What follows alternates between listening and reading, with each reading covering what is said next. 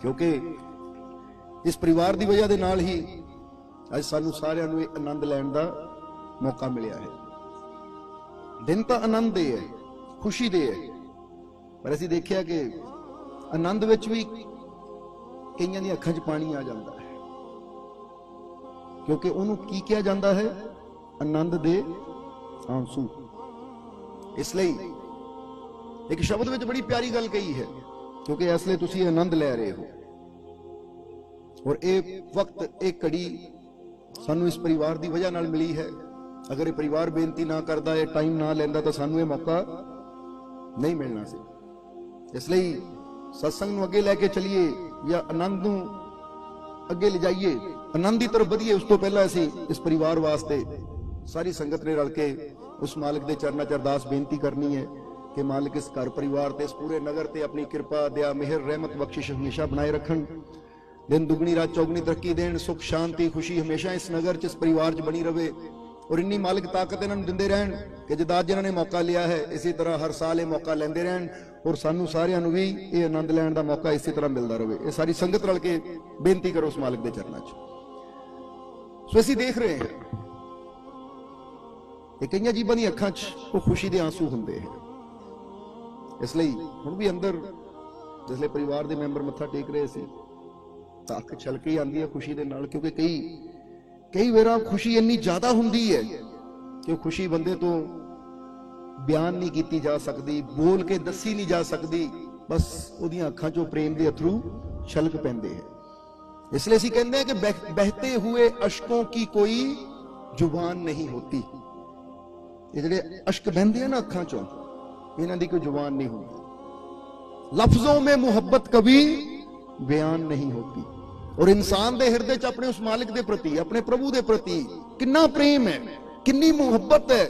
जे इंसान कभी मैं बोल के दसां तां मुहब्बत बारे, अपने अंदरले प्रेम बारे बंदा बोल के दस सके, ऐसे लफ्ज नहीं है, ऐसे अल्फाज नहीं है, क्योंकि बंदे दी जुबान बड़ी ही छोटी है। हुण फर्ज करो जे एक मां ही बच्चे नूं पुछ लवे कि बेटा दस तू मेरे नाल कितना प्यार करदा है, या बेटी ए मेरी धी दस तू मेरे नाल कितना प्यार करदी है, तो एक बेटा अपनी मां नूं की दसेगा? बस इन्ना ही कह सकता है कि मां मैं तेनू बहुत प्यार करदा है, पर बहुत कहण विच की उहदी फीलिंग प्रगट होवे, तुसीं आप सोचो। इसलिए कहंदे हैं कि प्रेम मुहब्बत, जदों असीं दुनियावी रिश्ते दे नाल प्रेम करदे हां, उत्थे असीं अपनी फीलिंग बयान नहीं कर पांदे, तां जदों यही साडा प्रेम, यही साडी मुहब्बत साडे मालिक दे नाल हुंदी है, तां ओह तां बयान करना ही नामुमकिन है, नामुमकिन, औखा है, मुश्किल है। इसलिए उत्थे फिर की आ जाता है, उत्थे इंसान बोल नहीं सकता, पर उसदी अखां च पानी आ जाता है, जिन्हों आनंद दे आंसू किया जाता है। क्योंकि कुछ चीजें ऐसियां होंदियां है कि जिस तरह इत्थे महात्मा बुद्ध के जीवन की एक बड़ी प्यारी घटना याद आ गई कि महात्मा बुद्ध बैठे हुए सी, महात्मा बुद्ध बैठे हुए सी, प्रवचन किया उन्होंने, प्रवचन यानी सत्संग किया, और उस तो बाद देखा कि एक प्रेमी आया, उन्हें आके महात्मा बुद्ध के ऊपर फुल सिटने शुरू करते, नचना शुरू कर दिता। तो एक सेवक ने रोकिया, कहना रुक, फुल ऊपर सिट रहे, की कर रहे हैं? महात्मा बुद्ध कहते ना, ये ना कर, रोकना उसनों, ये उहदा प्रेम है, क्योंकि उन्होंने प्रेम दे विच बोलण नूं ऐसे अल्फाज नहीं मिले, इसलिए उहदा प्रेम नच के प्रगट हो रहा है, क्योंकि प्रेम प्रगट करन दा एक ढंग है। हुण जरा सोचो, इंसान नचदा कदों है? कदी कोई दुख होवे, कोई पीड़ा होवे, कोई तकलीफ होवे, तो असीं नचदे हां? नहीं। नाच कदों आंदा? जदों इंसान अंदरों खुशी दे नाल भरपूर हुंदा है, जदों अंदरों दिल खुश होवे, तो ना चाहते हुए भी बंदे दे पैर थिरकने शुरू हो जाते हैं, क्योंकि नाच दा मतलब है अपने अंदरली खुशी नूं प्रगट करना। कदी विचार करके देखो, तुसीं जीवन च जदों भी नचे हो, उदों ही नचे होंगे जदों तुहाडा अंदर खुशी नाल भरिया होएगा। जदों तुसीं अंदरों उदास होवो, अंदरों चिंतित होवो, अंदरों दुखी होवो, तो उसले नाच कित्थों आंदा है? उसले नाच कित्थों आंदा है? उसले तां बंदा गमगीन होके इन्ना अपने आप नूं बोझल महसूस करदा है कि गमां दे विच बंदा नचना तां छड्डो, तुरना भी उहदे वास्ते औखा हो जांदा, बंदा बैठ ही जांदा है। जिद्दां फर्ज करो एक बंदा तुरिया जा रहा है, अचानक उहनूं कोई दर्द भरी खबर मिले, दर्द भरी खबर उहनूं मिले कि इस तरह का हादसा हो गया, तो नाल ही उत्थे ही ओह बैठ जाता है। इन्ना बोझल शरीर हो गया, उत्थे ही बह गया। सानू एक बार पुणे वाल जाण दा मौका मिलिया, ਕਾਫੀ ਜੀਵ ਨਾਲ ਸੀ, ਡਾਕਟਰ ਪਰਮਿੰਦਰ ਹੁਣੀ, ਮਾਸਟਰ ਮੋਹਨ ਹੁਣੀ, ਕਾਫੀ ਜੀਵ ਨਾਲ ਸੀ। ਪੂਨਾ ਜੋ ਮਹਾਰਾਸ਼ਟਰ ਦੇ ਵਿੱਚ ਪੈ ਜਾਂਦਾ ਹੈ, ਉੱਥੇ ਜਾਣ ਦਾ ਮੌਕਾ ਮਿਲਿਆ। ਉੱਥੇ ਇੱਕ ਮੈਜਿਕਾ ਹੈ, ਵਰਲਡ ਹੈ, ਜਿੱਦਾਂ ਵੰਡਰਲੈਂਡ ਹੁੰਦਾ ਹੈ, ਪਾਰਕ ਹੈ ਘੁੰਮਣ ਵਾਲੀ। ਉੱਥੇ ਇੱਕ ਪਰਿਵਾਰ ਸੀ ਜੋ ਬਾਹਰੋਂ ਆਇਆ ਸੀ, ਉਹ ਘੁੰਮ ਰਿਹਾ ਹੈ, ਝੂਲਿਆਂ ਦਾ ਆਨੰਦ ਲੈ ਰਿਹਾ ਹੈ, ਪਰ ਅਚਾਨਕ ਉਹਨਾਂ ਨੇ ਕਾਲ ਆਈ, ਨਾਲ ਹੀ ਪੂਰੇ ਪਰਿਵਾਰ ਨੇ ਰੋਣਾ ਸ਼ੁਰੂ ਕਰ ਦਿੱਤਾ। ਉਹਨਾਂ ਦੇ ਬੇਟੇ ਦੀ ਡੈਥ ਹੋ ਗਈ ਕਿਤੇ ਰੋਡ ਐਕਸੀਡੈਂਟ ਦੇ ਵਿੱਚ। ਤੇ ਅਸੀਂ ਦੇਖ ਰਹੇ ਸੀ, ਸ਼ਾਇਦ ਇੱਥੇ ਡਾਕਟਰ ਪਰਮਿੰਦਰ ਜਾਂ ਮੋਹਨ ਸਿੰਘ ਉਹ ਨਾਲ ਸੀਗੇ, ਇਹ ਅਸੀਂ ਦੇਖ ਰਹੇ ਸੀ ਉਦੋਂ ਕਿ ਬੰਦੇ ਪਹਿਲਾਂ ਕਿੱਦਾਂ ਆਨੰਦ ਲੈ ਰਹੇ ਸੀ, ਹੱਸ ਰਹੇ ਸੀ, ਮੁਸਕਰਾ ਰਹੇ ਸੀ, ਪਰ ਹੁਣ ਉਹੀ ਪਾਰਕ ਉਹਨਾਂ ਵਾਸਤੇ ਦਰਦ ਦਾ ਸੀਨ ਬਣ ਗਿਆ। ਉੱਥੇ ਸਾਰੀ ਫੈਮਿਲੀ ਬੈਠ ਕੇ ਰੋਣ ਲੱਗ ਗਈ। ਯਾਸਮੀਨ ਵੀ ਨਾਲ ਹੀ ਸੀ। ਯਾਦ ਅਸੀਂ ਕਿਹਾ ਦੇਖੋ ਇਹੀ ਤਾਂ ਜ਼ਿੰਦਗੀ ਹੈ। ਹੁਣੇ ਹੀ ਖੁਸ਼ੀ ਸੀ, ਆਨੰਦ ਸੀ, ਹਾਸਾ ਸੀ, ਤਾਂ ਹੁਣੇ ਹੀ ਇੰਨਾ ਬੋਝਲ ਹੋ ਗਿਆ ਇਨਸਾਨ ਕਿ ਤੁਰਨਾ ਵੀ ਮੁਸ਼ਕਿਲ ਹੋ ਗਿਆ। ਸੋ ਕਹਿਣ ਦਾ ਮਤਲਬ ਕੀ, ਦੱਸਣਾ ਕੀ ਚਾਹੁੰਦੇ ਅਸੀਂ ਕਿ ਜ਼ਿੰਦਗੀ ਪਰਮਾਤਮਾ ਨੇ ਤੁਹਾਨੂੰ ਦਿੱਤੀ ਹੈ। ਇੱਕ ਪਲ ਵਿੱਚ ਜੀਵਨ ਨੇ ਕਿਹੜਾ ਮੋੜ ਲੈ ਲੈਣਾ ਹੈ, ਇਹ ਜੀਵਨ ਦਾ ਪਤਾ ਨਹੀਂ ਹੈ। ਇਸ ਲਈ ਅਗਰ ਉਸ ਮਾਲਿਕ ਨੇ ਜ਼ਿੰਦਗੀ ਦਿੱਤੀ ਹੈ ਤਾਂ ਸਾਨੂੰ ਚਾਹੀਦਾ ਜਿੰਨੇ ਵੀ ਪਲ ਸਾਡੇ ਕੋਲ ਹੈ ਅਸੀਂ ਅੱਛੇ ਢੰਗ ਨਾਲ ਜੀਏ, ਅੱਛੇ ਕਰਮ ਕਰਦਿਆਂ ਹੋਇਆਂ ਜੀਏ, ਸਿਮਰਨ ਕਰਦਿਆਂ ਜੀਏ, ਬੰਦਗੀ ਕਰਦਿਆਂ ਜੀਏ, ਉਹ ਨੇਕ ਮਾਰਗ ਤੇ ਚੱਲਦਿਆਂ ਜੀਏ ਕਿ ਸਾਡੇ ਜੀਵਨ 'ਚ ਵੀ ਆਨੰਦ ਹੋਵੇ ਤੇ ਅਸੀਂ ਦੂਜਿਆਂ ਦੇ ਜੀਵਨ 'ਚ ਵੀ ਆਨੰਦ ਦੇ ਦਈਏ। ਜਦੋਂ ਦਿਨ ਚੜੇ ਤਾਂ ਇੱਕ ਫੈਸਲਾ ਆਪਣੇ ਆਪ ਨਾਲ ਕਰਿਆ ਕਰੋ। ਪਤਾ ਕਿਹੜਾ ਫੈਸਲਾ? ਕਿ ਅੱਜ ਜੇ ਦਿਨ ਚੜਿਆ ਹੈ ਤਾਂ ਅੱਜ ਜੇ ਇਹ ਦਿਨ ਚੜਿਆ ਹੈ ਤਾਂ ਮੈਂ ਕੋਸ਼ਿਸ਼ ਕਰਨੀ ਹੈ ਕਿ ਮੈਂ ਆਪ ਵੀ ਖੁਸ਼ ਰਹਿਣਾ ਹੈ ਤੇ ਜਿਹੜਾ ਵੀ ਮੈਨੂੰ ਮਿਲੇ ਮੈਂ ਉਹਨੂੰ ਵੀ ਖੁਸ਼ੀ ਦੇਣੀ ਹੈ। ਇਹ ਫੈਸਲਾ ਕਰੋ। ਸਮਝਦੇ ਹੋ ਕਿ ਨਹੀਂ? ਖੁਸ਼ੀ ਦੇਣ ਦਾ ਮਤਲਬ ਕਿ ਜਿਹੜਾ ਵੀ ਮੈਨੂੰ ਮਿਲੇ, ਜਿਹਨੂੰ ਵੀ ਮੈਂ ਮਿਲਣਾ ਹੈ, ਜਿਹਨੂੰ ਵੀ ਮੈਂ ਬੁਲਾਣਾ ਹੈ, ਮੈਂ ਇਸ ਤਰ੍ਹਾਂ ਬੁਲਾਣਾ ਹੈ, ਇਸ ਤਰ੍ਹਾਂ ਮਿਲਣਾ ਹੈ ਕਿ ਅਗਲੇ ਨੂੰ ਮਿਲ ਕੇ ਖੁਸ਼ੀ ਮਿਲੇ। ਮੈਂ ਕੋਈ ਐਸਾ ਕਰਮ ਨਹੀਂ ਕਰਨਾ ਕਿ ਕੋਈ ਮੈਨੂੰ ਮਿਲੇ ਤਾਂ ਉਹਦਾ ਦਿਲ ਦੁਖੇ, ਉਹਨੂੰ ਤਕਲੀਫ ਹੋਵੇ। ਮੈਂ ਕੋਈ ਐਸਾ ਬੋਲ ਆਪਣੀ ਜ਼ੁਬਾਨ ਤੋਂ ਨਹੀਂ ਬੋਲਣਾ। ਇਸ ਲਈ ਹਰ ਰੋਜ਼ ਸਵੇਰੇ ਉੱਠਦਿਆਂ ਇਹ ਫੈਸਲਾ ਕਰੋ ਆਪਣੇ ਆਪ ਨਾਲ, ਔਰ ਰਾਤ ਨੂੰ ਸੌਣ ਲੱਗਿਆਂ ਇਹ ਵਿਚਾਰ ਜ਼ਰੂਰ ਕਰੋ ਕਿ ਅੱਜ ਪੂਰੇ ਦਿਨ 'ਚ ਮੇਰੀ ਵਜ੍ਹਾ ਨਾਲ ਕਿੰਨਿਆਂ ਨੂੰ ਖੁਸ਼ੀ ਹੋਈ, ਕਿੰਨਿਆਂ ਦੇ ਚਿਹਰੇ ਤੇ ਮੁਸਕਰਾਹਟ ਆਈ, ਔਰ ਮੇਰੀ ਵਜ੍ਹਾ ਨਾਲ ਅੱਜ ਕਿੰਨਿਆਂ ਦੀਆਂ ਅੱਖਾਂ 'ਚ ਆਂਸੂ ਆਏ, ਕਿੰਨਿਆਂ ਨੂੰ ਮੈਂ ਕ੍ਰੋਧ ਦਵਾਇਆ, ਕਿੰਨਿਆਂ ਨਾਲ ਮੈਂ ਬੁਰਾ ਸਲੂਕ ਕੀਤਾ, ਕਿੰਨਿਆਂ ਨਾਲ ਮੈਂ ਝਗੜਾ ਕੀਤਾ, ਕਿੰਨਿਆਂ ਨਾਲ ਮੈਂ ਫਸਾਦ ਕੀਤਾ। ਇਹ ਵੀ ਜ਼ਰੂਰ ਸੋਚੋ। ਅਗਰ ਤੁਹਾਨੂੰ ਲੱਗਦਾ ਹੈ ਕਿ ਖੁਸ਼ੀ ਵਾਲੀ ਗਿਣਤੀ ਘੱਟ ਹੈ ਔਰ ਗਮ ਵਾਲੀ ਗਿਣਤੀ ਜ਼ਿਆਦਾ ਹੈ, ਕਿ ਮੇਰੀ ਵਜ੍ਹਾ ਨਾਲ ਗਮਗੀਨ ਲੋਕ ਜ਼ਿਆਦਾ ਹੋਏ, ਖੁਸ਼ੀ ਘੱਟ ਮਿਲੀ, ਤਾਂ ਸਮਝ ਲਓ ਅੱਜ ਦਾ ਦਿਨ ਮੈਂ ਆਪਣਾ ਅਸਫਲ ਕਰ ਲਿਆ, ਗਵਾ ਲਿਆ ਆਪਣਾ ਦਿਨ।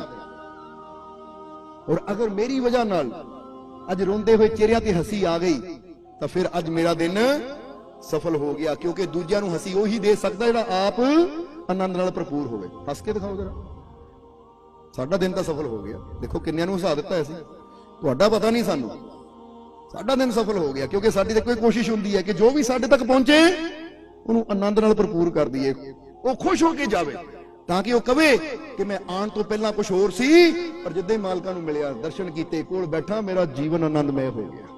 ਜੀਵਨ ਐਸਾ ਹੋਣਾ ਚਾਹੀਦਾ ਤੁਹਾਡਾ ਕਿ ਜਿਹੜਾ ਵੀ ਤੁਹਾਡੇ ਕੋਲ ਆਵੇ, ਬੈਠੇ, ਉਦਾਸ ਵੀ ਆਵੇ, ਖੁਸ਼ ਹੋ ਕੇ ਜਾਵੇ। ਜਿੱਦਾਂ ਬੰਦਾ ਕਹਿੰਦਾ ਡਾਕਟਰ ਉਹੀ ਚੰਗਾ, ਕਿਹੜਾ ਡਾਕਟਰ ਚੰਗਾ? ਬਿਮਾਰ ਬੰਦਾ ਜਾਵੇ, ਤੰਦਰੁਸਤ ਹੋ ਕੇ ਆਵੇ। ਇਨਸਾਨ ਵੀ ਅਸੀਂ ਕਹਿੰਦੇ ਉਹੀ ਚੰਗਾ ਜਿਹਦੇ ਕੋਲ ਉਦਾਸ ਜਾਵੇ, ਦੁਖੀ ਬੰਦਾ ਜਾਵੇ ਤਾਂ ਖੁਸ਼ ਹੋ ਕੇ, ਆਨੰਦਿਤ ਹੋ ਕੇ ਆਵੇ। ਇਹਦਾ ਮਤਲਬ ਤੁਹਾਡੇ ਜੀਵਨ 'ਚ ਕੁਝ ਐਸਾ ਹੈ, ਤੁਸੀਂ ਕੁਝ ਐਸਾ ਹਾਸਿਲ ਕਰ ਚੁੱਕੇ ਹੋ, ਤੁਸੀਂ ਕੁਝ ਐਸਾ ਉਪਲਬਧ ਕਰ ਚੁੱਕੇ ਹੋ ਕਿ ਜਿਹੜਾ ਵੀ ਤੁਹਾਡੇ ਕੋਲ ਆਂਦਾ ਹੈ ਆਨੰਦ ਲੈ ਤੋਂ ਬਿਨਾ ਉਹ ਜਾਂਦਾ ਹੀ ਨਹੀਂ। ਔਰ ਅਗਰ ਤੁਹਾਡੇ ਕੋਲ ਆ ਕੇ ਜੀਵ ਨੂੰ ਆਨੰਦ ਮਿਲਣ ਦੀ ਬਜਾਏ ਦੁੱਖ ਮਿਲਦਾ ਹੈ, ਪੀੜਾ ਮਿਲਦੀ ਹੈ, ਉਦਾਸੀ ਮਿਲਦੀ ਹੈ, ਤਾਂ ਫਿਰ ਸਮਝ ਲਓ ਤੁਸੀਂ ਆਪਣੇ ਅੰਦਰ ਇਦਾਂ ਦਾ ਦੁੱਖਾਂ ਦਾ ਢੇਰ ਇਕੱਠਾ ਕੀਤਾ ਹੋਇਆ ਕਿ ਆਪਣਾ ਜੀਵਨ ਤਾਂ ਬਰਬਾਦ ਕੀਤਾ ਹੀ ਹੈ। ਜਿਹੜਾ ਤੁਹਾਡੇ ਕੋਲ ਆ ਕੇ 2 ਘੜੀਆਂ ਬਹਿੰਦਾ ਉਹਦਾ ਵੀ ਜੀਵਨ ਬਰਬਾਦ ਹੋ ਜਾਂਦਾ ਹੈ। ਜਿਹਦਾ ਇੱਕ ਬੰਦਾ ਆਪਣੇ ਘਰ 'ਚ ਇੰਨਾ ਕੂੜਾ, ਇੰਨੀ ਗੰਦਗੀ ਭਰ ਲਵੇ ਕਿ ਜਿਹੜਾ 2 ਮਿੰਟ ਵੀ ਘਰ ਦੇ ਵਿੱਚ ਆਵੇ ਉਹਦਾ ਬੈਠਣਾ ਹੀ ਮੁਸ਼ਕਿਲ ਹੋ ਜਾਵੇ। ਔਰ ਇੱਕ ਬੰਦਾ ਆਪਣੇ ਘਰ 'ਚ ਇੰਨੇ ਫੁੱਲ, ਇੰਨੀ ਖੁਸ਼ਬੂ ਭਰ ਲਵੇ ਕਿ ਜਿਹੜਾ ਵੀ ਆ ਕੇ 2 ਘੜੀਆਂ ਬੈਠੇ ਕਵੇ ਆਹ ਸਵਾਦ ਆ ਗਿਆ, ਮਜ਼ਾ ਆ ਗਿਆ ਇੱਥੇ ਆ ਕੇ, ਇੱਥੇ ਤਾਂ ਬਾਰ-ਬਾਰ ਆਣਾ। ਹੁਣ ਤੁਹਾਡਾ ਜੀਵਨ ਫੁੱਲਾਂ ਵਾਲਾ ਹੋਣਾ ਚਾਹੀਦਾ ਹੈ ਜਾਂ ਗੰਦਗੀ ਦੇ ਢੇਰ ਵਾਲਾ ਹੋਣਾ ਚਾਹੀਦਾ ਹੈ? ਆਪ ਤੁਸੀਂ ਫੈਸਲਾ ਕਰਨਾ ਹੈ ਕਿ ਸਾਡਾ ਜੀਵਨ ਕੈਸਾ ਹੋਵੇ ਕਿ ਜੇ ਕੋਈ 2 ਮਿੰਟ ਵੀ ਸਾਡੇ ਕੋਲ ਬੈਠੇ ਤਾਂ ਇਦਾਂ ਉਦਾਸ ਹੋ ਜਾਵੇ, ਦੁਖੀ ਹੋ ਜਾਵੇ, ਚਲਾ ਜਾਵਾਂ ਉੱਠ ਕੇ। ਕਿਉਂਕਿ ਬਹੁਤ ਐਸੇ ਹੁੰਦੇ ਆ ਕਿ ਉਹਨਾਂ ਕੋਲ 2 ਘੜੀਆਂ ਹੀ ਬਹਿ ਲੋ ਤਾਂ ਮਨ ਕਾਹਲਾ ਪੈਣ ਲੱਗ ਜਾਂਦਾ, ਉੱਠੀਏ ਚਲੀਏ। ਤਾਂ ਬਹੁਤ ਐਸੇ ਵੀ ਹੁੰਦੇ ਆ ਕਿ ਜਿਨ੍ਹਾਂ ਕੋਲ ਜਿੰਨਾ ਮਰਜ਼ੀ ਬੈਠ ਜਾਈਏ ਦਿਲ ਭਰਦਾ ਹੀ ਨਹੀਂ। इसलिए तो सुल्तान वाहू ने भी मुर्शद बारे किया है, ए तन मेरा चश्मा होवे मुर्शद देखना रज्जा हूं, लू लू दे मुंड लख लख चश्मा, एक खोला एक कज्जा हूं, इतना डिठिया मैनू सबर ना आवे मैं होर किते वल भज्जा, मुर्शद दा दीदार ए वाहू मैनू लख करोड़ा हज्जा हूं। सो मुर्शद बारे यही गल सुल्तान वाहू कहंदे कि मुर्शद ओही जिसने कुछ ऐसा प्राप्त कर लिया है, वो परमानंद नू प्राप्त कर लिया है कि जेदे कोल बैठ के हुण दिल रजदा ही नहीं है। हुण तां जिन्ना भी देखां लगदा है थोड़ा, इहनू कहंदे जीवन दी पूर्णता। तुहाडा जीवन सफल कदों मन्निया जाएगा, जरा ध्यान देना। ऐसी अगर थोड़ी जी एक चीज दसीए, एक पॉइंट दसीए तो इन्ना समझ लेना कि तुहाडे जीवन की सफलता इहदे च नहीं है कि तुहाडे कोल किन्नियां गड्डियां है, तुहाडीआं किन्नियां कोठियां है, तुहाडे कोल किन्नी जमीन है, तुहाडी तिजोरी च किन्ने पैसे है, तुहाडे बैंक च किन्ना बैलेंस है, ये तुहाडे जीवन की सफलता नहीं दसदी। तुहाडे जीवन की सफलता इत्थों पता लगदी तुसीं खुद खुश किन्ने हो और तुहाडे कोल आउण वाले खुश होके जांदे हैं या नहीं, तुसीं आप आनंदित हो या नहीं। अगर तुसीं आनंदित हो तो फिर तुहाडा जीवन सफल है, अगर तुसीं आनंद नाल भरे हो, खुशी नाल भरे हो, फिर तुहाडा जीवन सफल है। नहीं तो करोड़ों रुपया भी की करना जो बंदा दुखी होके बैठा है, उन्होंने सफलता कहांगे जीवन दी, उन्होंने सफलता कहांगे नहीं। एक फुल दी सफलता ओदे पूरे खिलन विच है कि खिले और अपना रंग अपनी खुशबू चारों पासे बिखेर देवे, यही है फुल दी सफलता।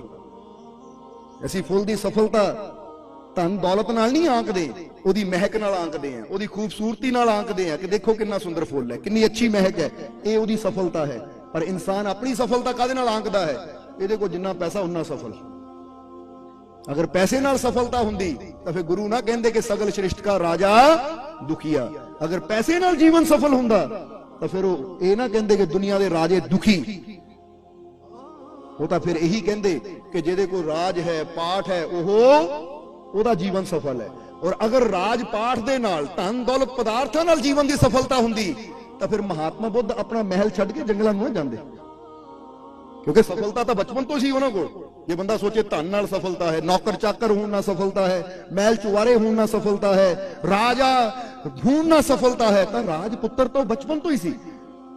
अगर वो ना घर छड्ड के जांदे तो राज उन्होंने नहीं मिलना सी। बाप ने बड़ी कोशिश की सी कि मेरा बेटा सन्यासी ना होवे, ये राजा बने, क्योंकि बचपन तो एक संत ने दस दिता सी कि जा तो इन्हां बहुत बड़ा सन्यासी बनना है या चक्रवर्ती सम्राट बनेगा जिहदा पूरी दुनिया ते राज होएगा। तो बाप की यही कोशिश सी कि चक्रवर्ती सम्राट बने, बड़ियां कोशिशां कीतियां कि सन्यासी ना बने। पर जदों वक्त आया तो कुछ ऐसे इशारे महात्मा बुद्ध ने देखे कि उन्हां दा जीवन प्रभु वल मुड़ गया। वो किहड़े इशारे देखे कि पहला इशारा उन्होंने देखिया, की देखिया, एक बिरध इंसान, जरा समझने वाली गल है। कहंदे एक बिरध इंसान नूं देखिया और बिरध इंसान तुरिया जा रहे लाठी फड़ के। महात्मा बुद्ध ने अपने सारथी नूं पुछया इनू की हो गया? वो कहंदा जी बुढ़ा हो गया। वो कहंदे बुढ़ा हो गया कि हर इंसान ने बुढ़े होना है? वो कहंदा जी हाँ सबने बुढ़े होना। महात्मा बुद्ध ने फिर सब तो बड़ा पॉइंट पूछया कि मैं नहीं बुढ़ा होना है? वो कहंदे हाँ तुसी भी बुढ़े होना है, एक दिन बुढ़ापा तुहानू भी आना है। बस उसे वेले महात्मा बुद्ध ने अपनी देही देखी, अपना शरीर देखिया कि जिहड़ा इन्ना सुंदर शरीर एक दिन ओदा यह हाल होना है। फिर थोड़ा होर अगे गए तो कुदरत ने भी उदों सोचिया सी इहनूं अपने वल लाना है। थोड़ा होर अगे गए अर्थी जा रहे सी कि अर्थी कंधिया ते चक्की है लोगों ने और जा रहे हैं। महात्मा बुद्ध ने अर्थी देखी और पूछया इहनूं की हो गया, ये की है? क्योंकि पहली बार अर्थी देखी उन्होंने। तो उस वेले सारथी ने दसिया, क्योंकि सारथी बड़ा ईमानदार सी, वो कहंदा महाराज ये बंदा मर गया। महात्मा बुद्ध ने मर गया मतलब? वो कहंदा जी मर गया। महात्मा बुद्ध ने कहा अर्थी रुकाओ, क्योंकि राजपुत्र सी। अर्थी रुकाई, कफन चो मुंह बाहर कढ़ा के देखिया, हैरान रह गए देख के कि बंदे का आ भी हाल होना है।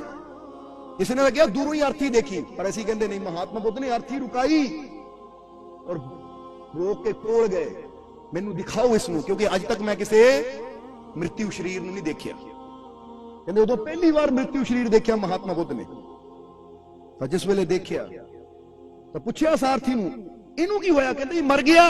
कहंदे कि मैं नहीं मरना है? तो सारथी ने कहा हाँ महाराज मरना तो एक दिन तुसी भी है।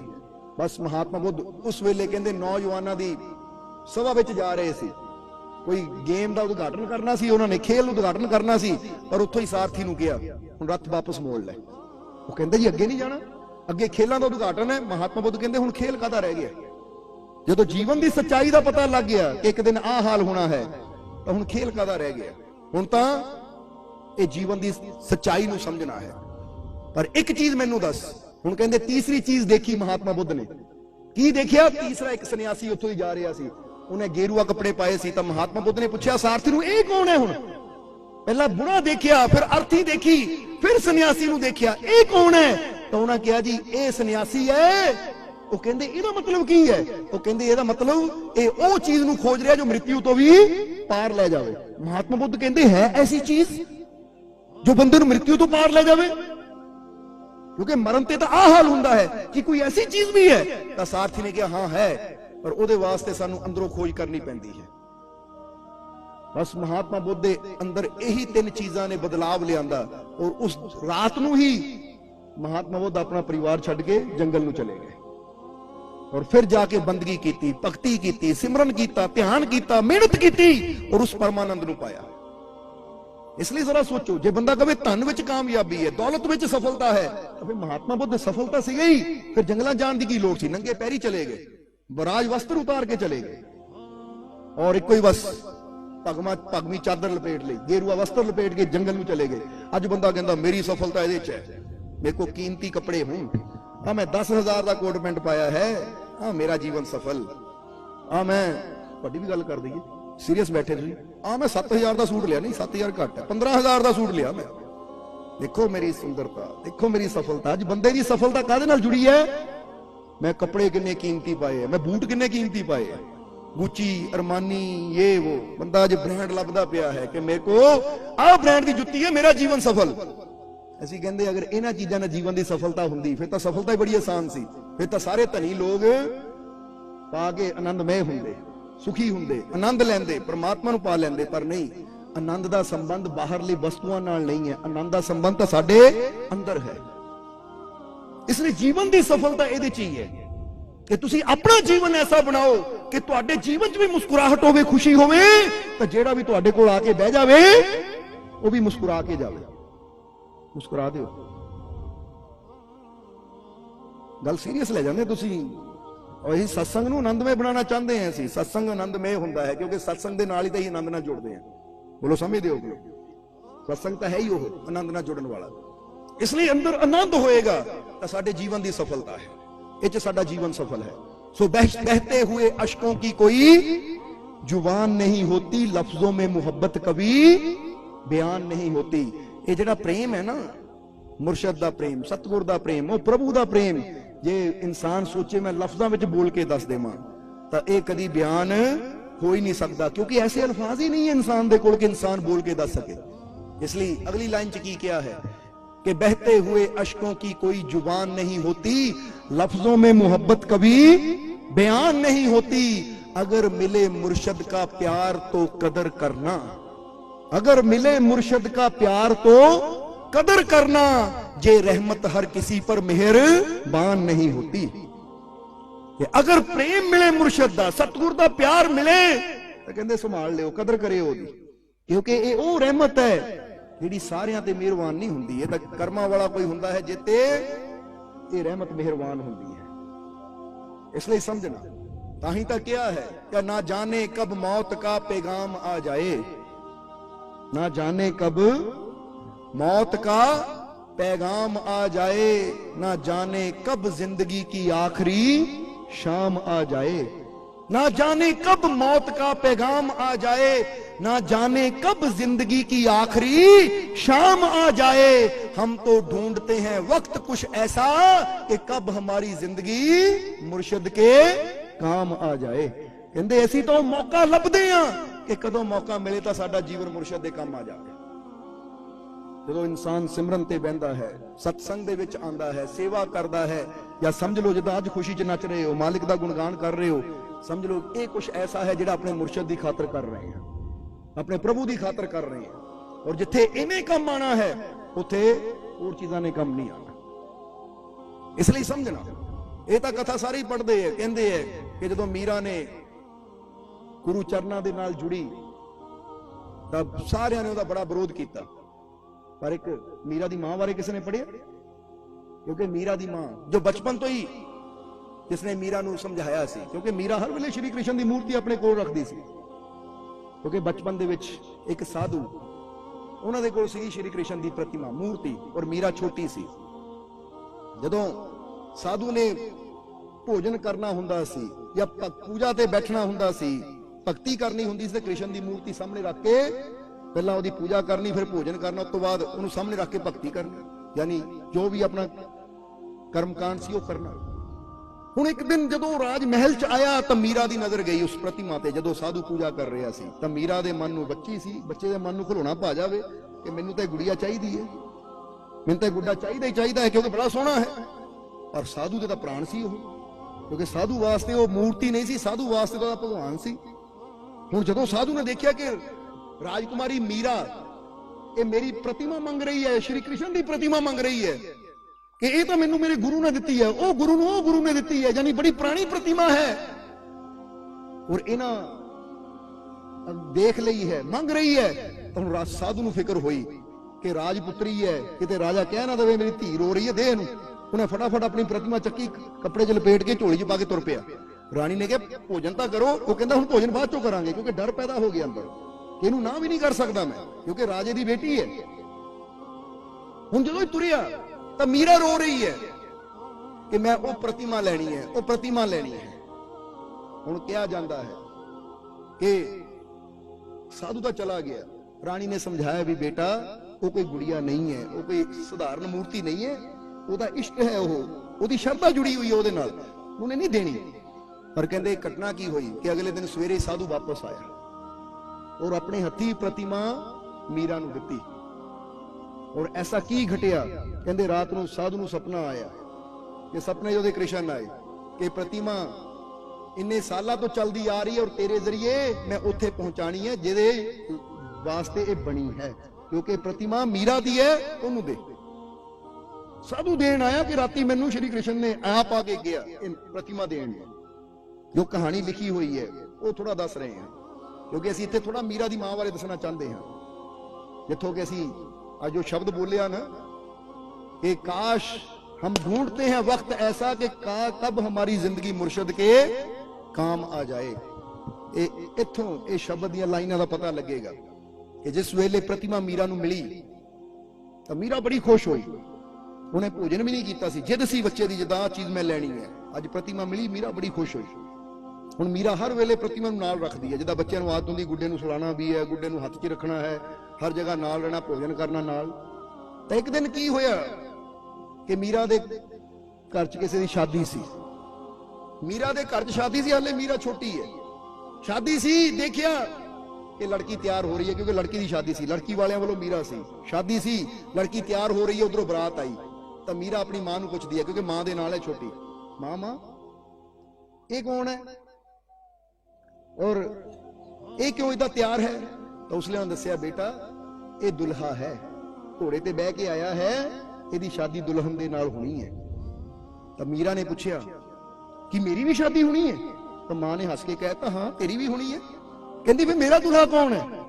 तो मां ने मजाक च कहता आ जिन्हें तू फड़िया होया हर वेले हाथ च रखदी, यही तेरा दुल्हा है।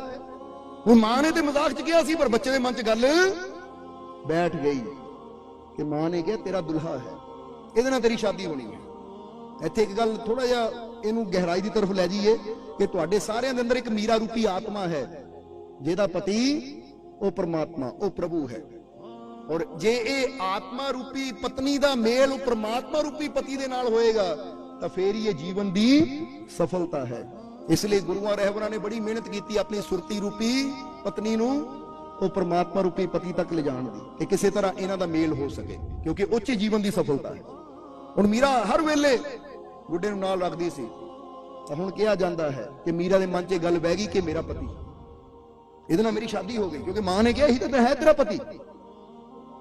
हुण कहंदे है जदों मीरा की शादी हुई, सचमुच शादी हुई शरीरिक तौर पर, तो उस वेले भी मीरा दे हत्थ विच प्रतिमा है, उन्होंने नाल नाल लैके उहदा मन च ही मैं तो इहदे नाल फेरे लै रही हूं।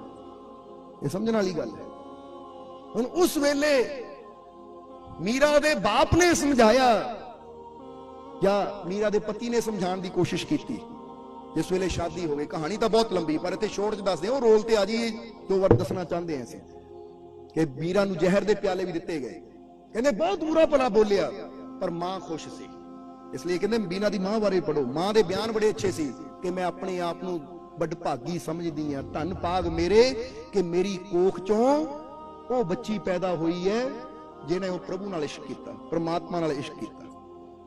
और अज जरा समझना सारे जी कि अज सानू ये शिक्षा लेनी चाहिए है कि साडा जीवन ऐसा होना चाहिए है कि असीं खुद भी ਉਹ प्रभु ਦੇ ਨਾਲ जुड़िए ਤਾਂ ਆਪਣੀ औलाद ਨੂੰ ਵੀ ਆਪਣੇ ਬੱਚਿਆਂ ਨੂੰ ਵੀ नेक शिक्षा ਦਈਏ ਤਾਂ ਕਿ ਉਹ ਵੀ परमात्मा ਦੇ ਨਾਮ ਨਾਲ जुड़ के ਉਹਦੀ ਬੰਦਗੀ ਨਾਲ जुड़ के ਆਪਣੇ ਜੀਵਨ ਨੂੰ सफल बना सकਣ। क्योंकि कबीर साहब ने क्या, माता जने तो भगत जन कह दाता कह सूर, नहीं तो जननी बांझ रहे काहे गुआवे नूर।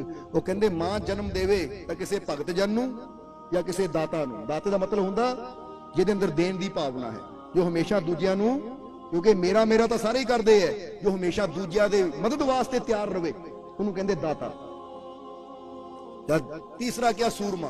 और सूरमे का मतलब यह नहीं कोई योद्धा, सूरमे का मतलब अपने अंदर दी बुराइयां नूं जितण वाला, अपने अंदर दी बुराइयां नूं जितण वाला ही सच्चा सूरमा हुंदा है। इसलिए कबीर साहब कहंदे नहीं तो जननी बांझ रहे काहे गुआवे नूर। कहंदे जे इदां दे बच्चों नूं जन्म नहीं दे सकदी तो फिर मां नूं चाहीदा है कि बच्चे नूं जन्म ही ना देवे। ये समझाने का मतलब की है, इत्थे देखांगे कबीर साहब कितनी बड़ी गल कह रहे हैं, पर असीं कहंदे कबीर साहब बड़ी प्यारी गल कह रहे हैं। वो दस रहे हैं इत्थे माता पिता के फर्ज नूं कि ना सोचो कि बच्चों नूं जन्म दे दिता, पढ़ा लिया लिखा लिया, अच्छे स्कूल च भेज दिता, अच्छी खुराक दे दी, अच्छा कपड़ा दे दिता, उन्हां दी डिमांडां पूरीआं करतीआं, साडा फर्ज पूरा हो गया। वो कहंदे नहीं, माता पिता का फर्ज उदों पूरा हुंदा जदों बच्चों नूं अच्छी शिक्षा दिंदे हैं। अच्छी शिक्षा का मतलब वो शिक्षा नहीं जो स्कूलों चों मिलदी है। अच्छी शिक्षा का मतलब है अच्छी शिक्षा जो बच्चों के जीवन नूं सफलता की तरफ लै जाए। और जीवन की सफलता काहदे च है? जदों असीं बच्चे नूं कहंदे ना बेटा बैठ के प्रभु का सिमरन कर, अच्छे कर्म कर। हुण असीं इह तां बच्चे नूं रोज कहंदे आ कि बेटा स्कूल जाके पाठ याद कर, पढ़ाई कर, होमवर्क कर, पर कदी इह भी बच्चों नूं क्या करो, बेटा पूरे दिन च कोई अच्छा कर्म भी करिया कर, अच्छा कर्म भी कर, ਉਹ कर्म भी कर जित किसी का भला होवे, किसी की मदद करने की भावना भी तेरे अंदर होनी चाहिए है। इनू कहते अच्छे संस्कार। सो अच्छे संस्कार देना भी साडा फर्ज है कि बच्चे नूं सिखाइए कि बेटा सब नाल प्यार ना बोलना है, सब नाल प्यार ना बोलना है, झूठ नहीं बोलना, निंदिया नहीं करनी, किसी नाल क्रोध नहीं करना। इदां दी शिक्षा भी नाल नाल बच्चे नूं दिंदे रहिए ते असीं बच्चे नूं सफलता की तरफ लै जांदे हैं। इसलिए मीरा दी मां कहंदी कि मैं बड़ी अपने आप नूं कर्मां वाली समझदी है। इसलिए मीरा दी मां हमेशा चोट करती रहती सी मीरा ते, यानी चोट करने का मतलब हमेशा वो गल दसदी रहंदी सी कि उसदी सुरती परमात्मा नाल जुड़ी रहे, क्योंकि उन्हें पता सी कि इंसान के जीवन की सफलता इहदे च है। इसलिए आओ असीं भी हुण ये चीज नूं समझिए कि असीं भी जीवन च वो कर्म करिए कि साडी सुरती भी उस परमात्मा, उस प्रभु की तरफ, उस मालिक की तरफ जुड़ी रहे, फिर ही साडे जीवन की सफलता है। इसलिए तुसीं भी लभ्या करो जीवन च कि मेरा ये जीवन जे दिन और रात में 24 घंटे होंगे तो मैं कुछ ऐसे पल भी कड्डा, कुछ ऐसे पल भी लभा अपने जीवन च कि अपने मुर्शद की खातर, अपने मालिक की खातर, प्रभु की खातर भी मैं कुछ कर सका, जिथे मैं कह सका ये मैं ओदी खातर कीता। समझदे हो कि नहीं? सिमरन करदे हो, मैं ओदी खातर कर रहा हां। मैं कोई भी ऐसा कर्म जिस मैं अपनी कोई डिमांड या अपना कोई स्वार्थ ना रखा इच होवे कि मैं जे किसी को हस के बुला रहा है तो इसलिए कि मेरा मालिक ये अंदर भी वसदा है, ये भी खुश रहे तो ये अंदर बैठा मेरा मालिक भी खुश रहेगा।